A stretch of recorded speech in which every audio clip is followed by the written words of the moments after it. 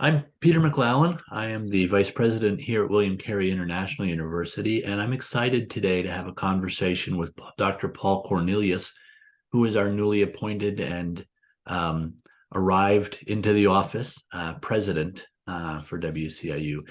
We've been through an extensive discernment process here at WCIU to find the next president, and we're very excited that Paul is here joining us. He brings a wealth of experience. He brings a whole variety of new connections and new ways to begin thinking about our work at WCIU and how we can expand that around the world. So, Paul, thanks for being here. We're excited to have you.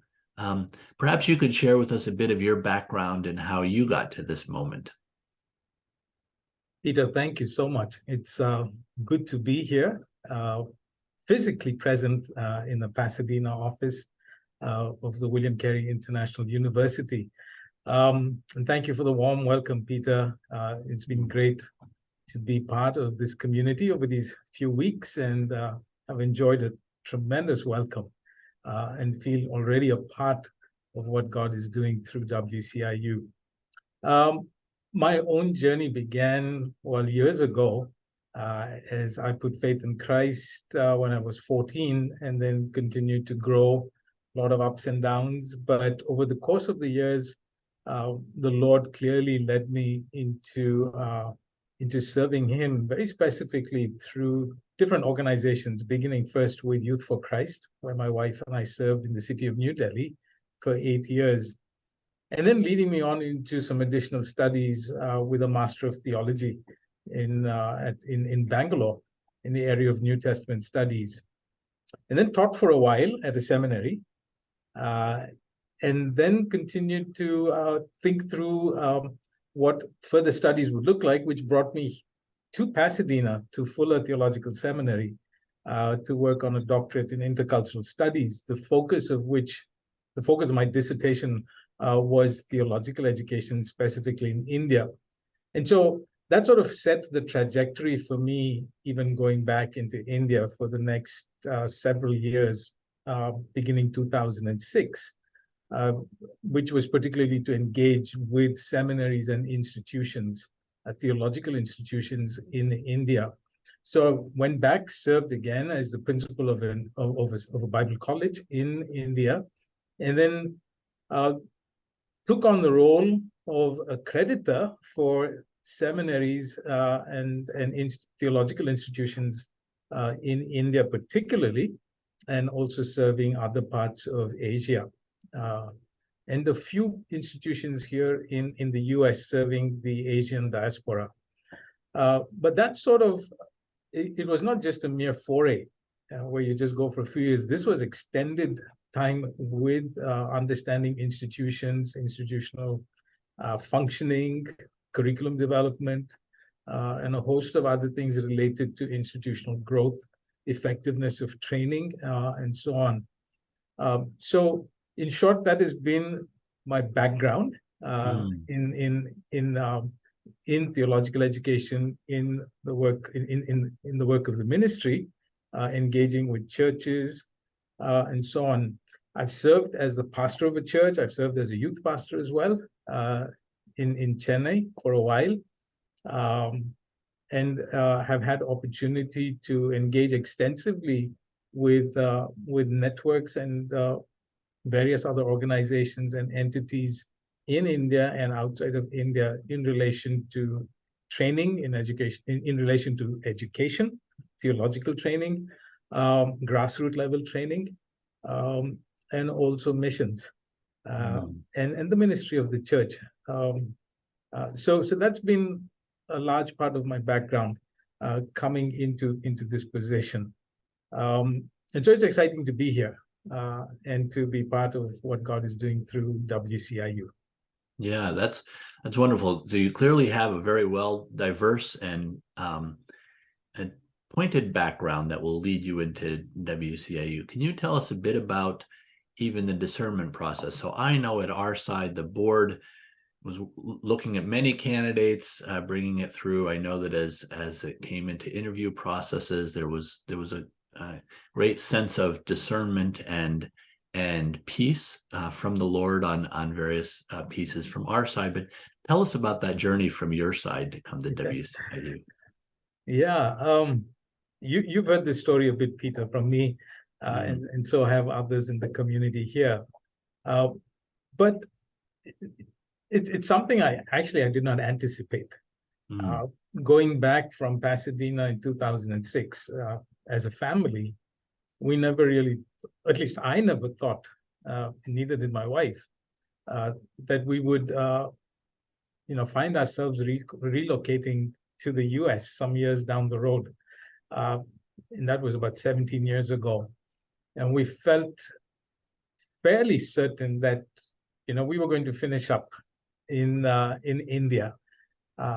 And so when the email came to me, late April of last year, 2022, I was rather taken aback, actually. And I said, this is not going anywhere. And I'm not even sure why a university in the US would even, why I would even get a letter, an email asking if I would consider this. And my initial reaction was, one of deep doubt, maybe within myself, as well as a lot of hesitation. I did take a call, though, and the gentleman on the other side said, well, why don't you consider this? We think you may, you may be a good fit. So going back, talking through with my wife and others, I said, well, let's go ahead. Let me take this up and see where this goes. Really not anticipating that it would go anywhere. I suppose at that point, a couple of my close friends said, well, Paul, at the minimum, you will learn something through the process. So just go through the process. And I suppose that's how it all began. But I did begin to do my research on WCIU, on Faith Search as well, and found out everything was legit. This was not, a bogus email that I got from somewhere, but everything was on board, and I began to explore a bit more. Meanwhile, actually, even getting up to that point, there was about 2 years earlier, I had begun to feel discontent as well with, and I'm going to say this carefully, but with traditional theological education. Wish. And I suppose the discontent for me was based on the fact that I would often ask the question, what is the relevance of what we do in our seminaries to what's happening on the ground, the lived realities of where people are, and just the issues that they struggle with? To what extent is the training, the content, the curriculum helping those who go through the training process, not just to be those who can serve within the church and do the preaching and the teaching and know all the theology that you need, but how is that played out in communities where we are? How is that played out as it relates to our contribution to the life of a nation, if you wish, in meaningful ways? And so that had already begun to build within me, and I'd been expressing that discontent in different forums. And so when I began to look through what WCIU was doing, its programs, the institutes, not only did I read what was on the website, but also I listened to some of the videos. I began to get the sense of excitement that said, hey, WCIU is seeking to do something different, and seeking to actually train women and men who would be engaged on the ground, engaged in words and actions that lead to transformation, and actually participating in the life of a people. Thinking back to the vision and the mission and the whole focus on a verdant and flourishing world, wholeness, shalom, peace for people resonates so much with what is there in Scripture and God's own vision and desire for humankind, and just the flourishing of people with the life and the abundance of life that He brings into our communities. And that to me was something that sort of tugged at my heart and my spirit. And I said, well, let's see where this goes.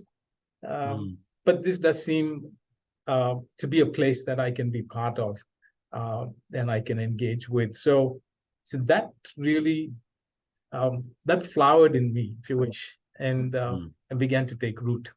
And so finally, when the offer did come, with much prayer and some trepidation as well, not yet gone, but I said yes. And so here I am, Peter, and looking forward to the days ahead.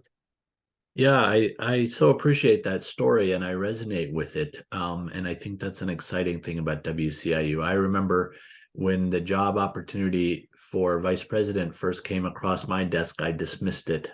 And then the Lord brought it back and brought it in time. So seeing how He's working even now and building what's happening here at WCIU and bringing the people together. And I know that there's similar stories for others here at WCIU. So it's an exciting time. Are there particular things that excite you about joining WCIU at this time? Well, obviously, our conversations and just engagement these last few weeks clearly point to a very transitional period for WCIU as well. In just engaging with the community, the staff, the faculty, institute directors, and the nature of our conversations, honestly, have been tremendous for me.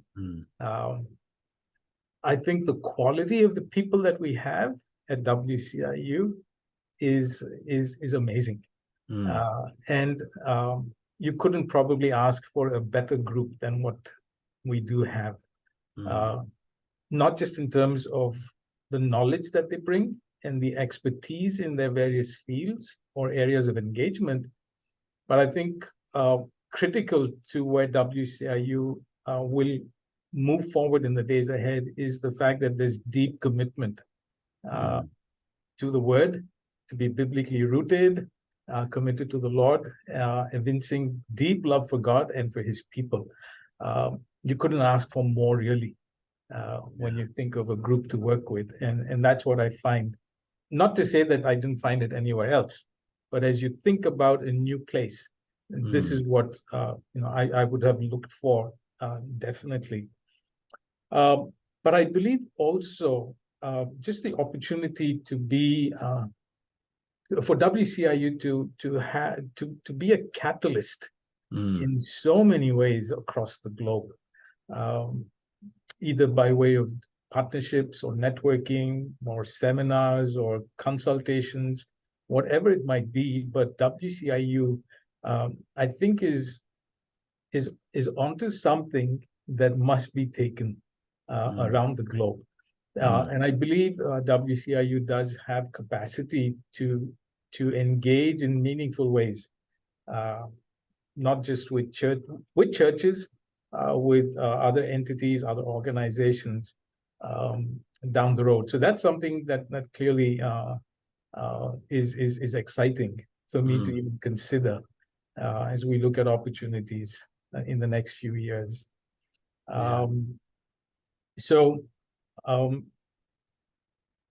Just thinking through and looking through the courses and the programs that WCIU has, and the focus on transformation, engaging with the root of human problems.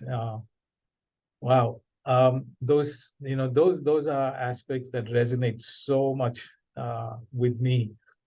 And then the institutes, just the different institutes, the Eden Vigil, and I've had to go back and read a lot about environment just to make sure I'm getting up to speed. But the focus on environment, creation care, empowering those who are powerless, the Women's Institute, and there's a host of things that that deeply touch me in my spirit. That that really bring excitement to what I hope to be engaged in the days to come. Yeah, that's exciting. Well, so we've established that we've got the Lord working to bring us together on these pieces. There's movements of what's already happening at WCIU. This may be a bit of an unfair question at this point, but as you've gotten to know us and our strengths and challenges and those things, what might be some things that you've learned over your years in career that you feel you could bring into the mix that can help us move forward? I got to rewind a little bit here, but I think the first thing is that as you think about an institution and institutional culture, we understand that every institution has got its own ethos and culture, and there's a way to begin to appreciate it and understand the culture that already exists, and to bring to the table a nurturing type of leadership right at the very beginning. And again, I don't want to go into too much detail, but I believe over the years I've learned how not to lead. Not that I won't make mistakes, but I believe I've learned how not to lead. Vision is good, but vision at the expense of people doesn't get you anywhere. You can trample over people just to get to vision, but that's not what we are here for. I believe institutionally, organizationally, relationships are key, and how we work with those. So that's one piece that I think has been huge on my mind, and has been a huge learning experience for me over the years.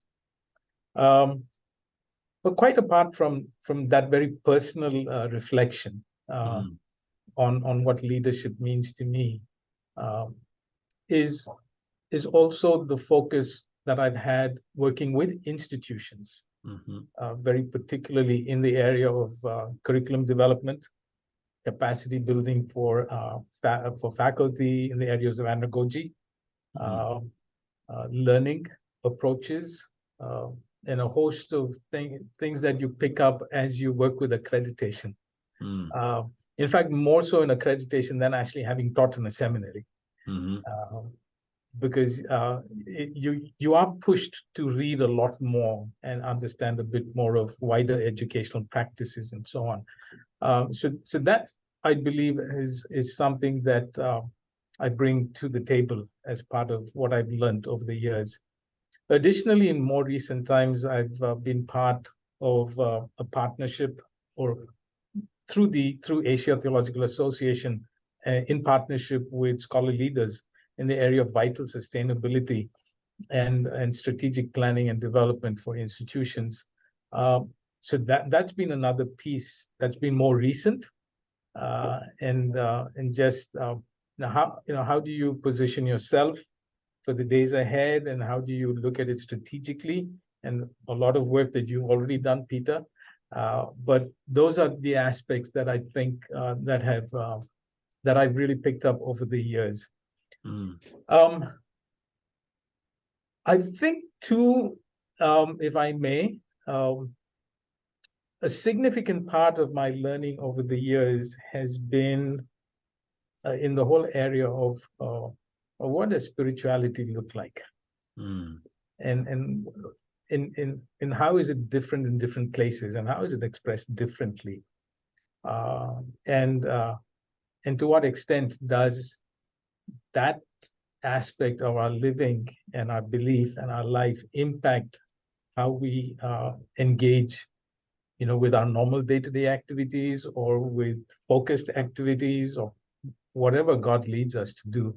But how, to what extent does that integrate into the whole of life. And I think that's part of what WCIU is all about. I don't think there is, at least from what I understand and from what I've observed till date, there is no distinction between the sacred and the secular.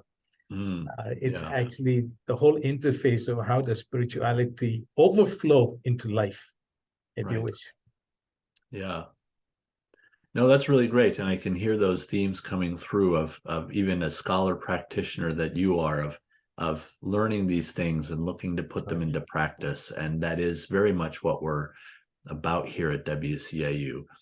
And we've kind of taken our vision and our mission in different ways, and we've kind of combined it into a motto of be changed, bring change. And I'm wondering, what does that mean to you, to be changed and to bring change?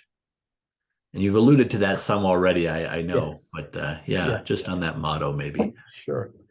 Well, as I think about the motto, be changed and bring change, maybe the piece I would reflect a bit more on is the fact that change is a continual thing. So it is actually being changed, if I were to use the continuous aspect of it. So change is something that is ongoing for all of us, especially as in relation to faith, in relation to who we follow after. That's an ongoing process of continually learning, submitting, and living a life that is aligned very much to who the Lord Jesus Christ is and the gospel. So for me, that is an ongoing process. But at the same time, unless you've experienced a certain amount of change, you can't seek to address the need to bring change in communities and others unless we've gone through that. And the link really for me is lasting change within us helps us to engage in meaningful ways for lasting change in communities. I remember asking a question some years ago of a social worker in India. And the question it was, hey, so what distinguishes between what we would do through one of our programs, which seeks to focus on change in communities and just general social work? Because you have social activists, you've got people already out in the trenches, engaged with communities, and they're doing some excellent work. But there has to be an additional piece if we're going to bring it from a faith perspective. And what is that? And she said, we talked about it for a while, and then she said, what do you think? And I said, to me, it's the whole, it has to do with the sustainability of change and transformation in a community.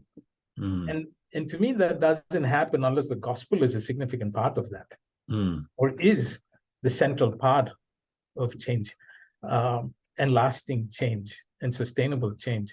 And by that, I mean, there has to be a transformation of worldviews.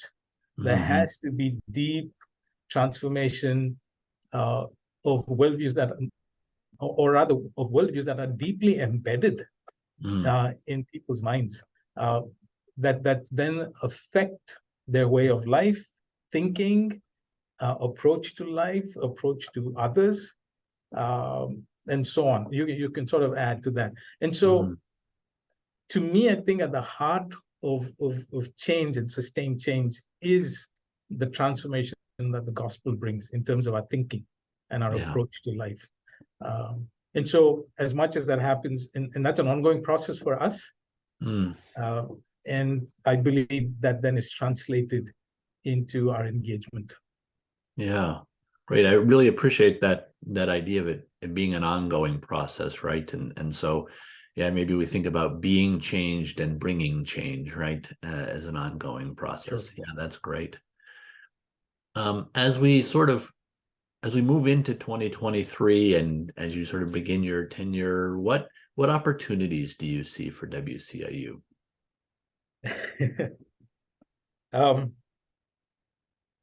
Maybe the idealist in me says lots, but to maybe pick on to just maybe narrow down our focus on a few. Um, um, and again, understanding where WCIU is, what WCIU is all about, the history of WCIU, maybe two or three things that I think we would like to look at. One is from a global perspective. How can WCIU position itself in terms of building those networks and relationships? Not sure in terms, well, partnerships, but again, depending on where those partnerships go. But generally, in looking at finding like-minded entities in other parts of the globe, particularly the areas of focus, the regions where WCIU is focused on in terms of training and equipping. But the focus would be on developing partnerships that not just increase WCIU's footprint, but brings awareness to the globe of what WCIU is all about. Because there is something unique that's going on here. Yeah, I think we need to leverage that as we think through what our partnerships and networks would look like. So that's definitely one of the things for 2023. And how do we develop not just a strategy, but how do we actually push forward with looking at key partnerships? And it could be by means of engaging with a network and bringing expertise in the area of development, communities, environment. It could be a host of things. That is one aspect. The other is to actually to look at our programs and ask the question, how do we strengthen these? And it's not to say that they're not strong already, but how can we further enhance them as we look at what's on the ground with our constituencies, and